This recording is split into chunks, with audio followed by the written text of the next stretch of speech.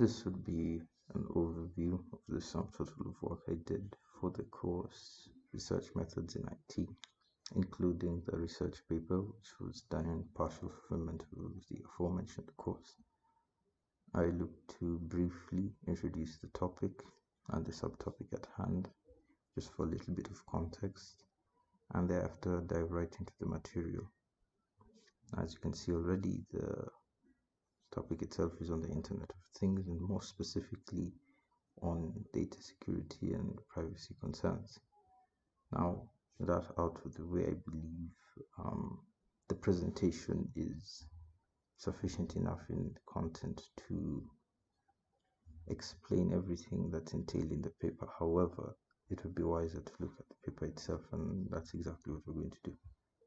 Now, the document itself is here, and as you can see, that's the title as well. Now, I chose the Internet of Things as it's greatly regarded as the future, because it's definitely going to appear everywhere, being that 5G and a lot of advancements in the area of technology are moving at a high pace. It's only a matter of time before this kicks in. Now, I should add that I choose to use qualitative analysis in my data collection as, well, firstly, setting up a lab or devices so as to validly investigate the issues that are often associated with IoT would be greatly out of budget, one, and practically unfeasible for this design. So generally, I choose to refer to other third-party sources, critique a few of them, gather a lot of information from others, and compile them into this final research paper, which we shall have a short look at in the second chapter. Now, when it came to the literature review, of course, you'd have to pick a couple of sources from which you'd refer. And I have a couple of those here at the bottom, just a short list. As you can see, none of them is from before the year of 2018, just keeping within the 3-year relevance period.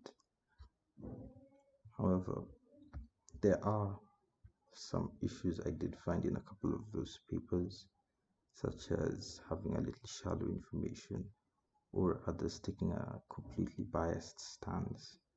However, this could be easily sorted out by referring to a number of scholars who are well experienced in the field and generally generating a more informed conclusion from that. As you can see, my philosophy was interpretivism.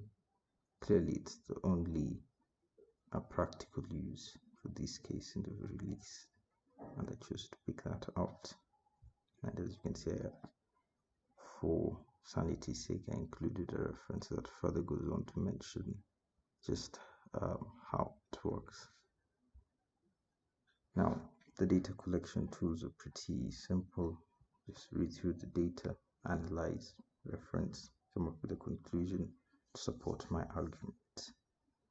Now, as of ethical considerations, first off, I would like to clearly state that all sources mentioned or whose content was borrowed were clearly credited at the end of the document, the references section. I believe no ethical standards or rights were infringed in the making of this paper, and therefore claim that it is intellectual property done by the individual as stated myself and is 100% my work. Now, this is the paper itself, and as a conclusion, I came up with the clear idea that the world is definitely headed in that direction. However, securing endpoints might just be the best way to deal with things, because as more nodes are introduced into the workspace or the home area, it broadens the scope from which or to which threat actors can get into one's cyberspace and compromise a lot of data. However, should more care be taken into building these devices and hardening of endpoints, things should sail fairly smoothly thereafter. And that should